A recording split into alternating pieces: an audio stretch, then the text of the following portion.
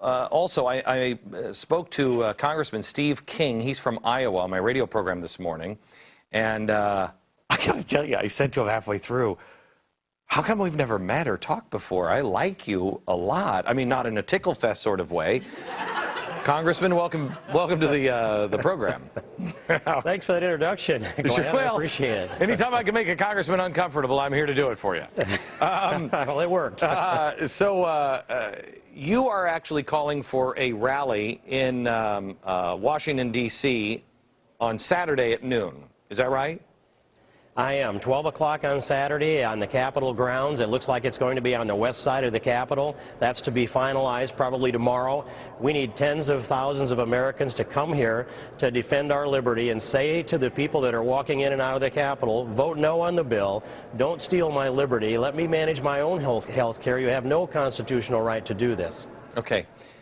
I'm going to be real honest with you, Congressman. I agree with you. I think I think if you had people surrounding the Capitol, I think it would be unbelievable. I think everybody inside would be like, oh, dear God. I mean, I think it would really, it'd be hard for them to vote because the people are there. That's why they're not going home this weekend, right? Am I right? That's why you guys aren't going home? That's exactly why. They have announced that there's going to be some votes late on Sunday, and that they think that this 72-hour clock that's ticking brings us towards the Sunday when they would be voting on the Sabbath during Lent to socialize our health care in America for every single American, legal and illegal, and take away our liberty and do it on Sunday. I think it's the most sanctimonious thing that I have ever seen. Why? To steal liberty on Sunday. Wait a minute.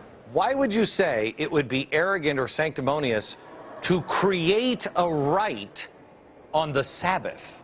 I mean, it is, I mean, to these guys, Samuel Adams, that is a slap in the face of God. That is absolutely unbelievable, but appropriate. And Glenn, I think what they get wrong, so wrong, is the other side, the left, the liberals, the progressives that you've articulated so well, they believe their rights are something that are conferred by government. They have argued for a long time that there's a right to health care and there's a right to a health insurance policy that each one of us belongs to our very own. And I argue rights come from God. If government grants you your rights, then government can take them away and you have no recourse. You have to submit to government. Congressman, hold on just a second. Congressman King will be back with Iowa Congressman Steve King, who I just talked to for the first time today, and he brought up a couple of really good points. And if you wouldn't mind just hitting them, Congressman.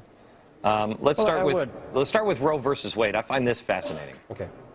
Well, in 1973, when the Supreme Court ruled that legalized abortion, even elective abortion, in Roe versus Wade and Doe versus Bolton, since that time, almost every liberal has argued that the federal government has no business telling a woman what she can or can't do with her body.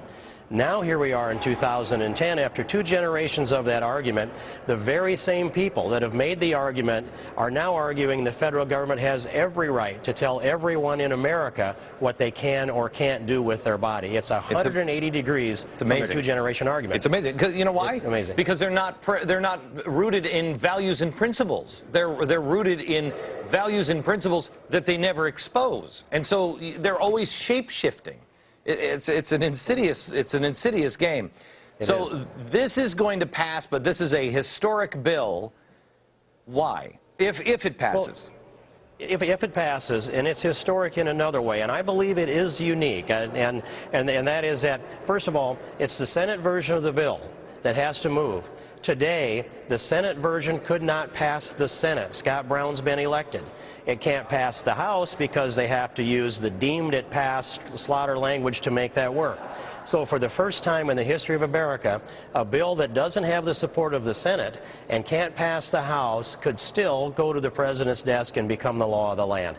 That, I believe, is unprecedented. I have to tell you, I hope people show up on Saturday at noon there at the Capitol and plan on just staying there. I mean, you know, camp out if you have to. Let me ask you this. Capitol up. I have only 30 seconds. Is there any sense of trepidation at all from people who are thinking about voting for this? Are they worried at all that this might just tear this country apart, taking over health care, 1/6 of the economy, and education? I think they're worried about themselves and their political career, and I think some of them are just committing political suicide and they know it. Others are doing a calculation that they can explain this away by November. Yeah, I don't think they've thought about the American people losing their liberty. No, they have no, and no it's idea. time to reset the American clock is what needs to happen here, and the election's in November. But we can beat this, Glenn. We can beat it. Thank you very much, Congressman, and we'll be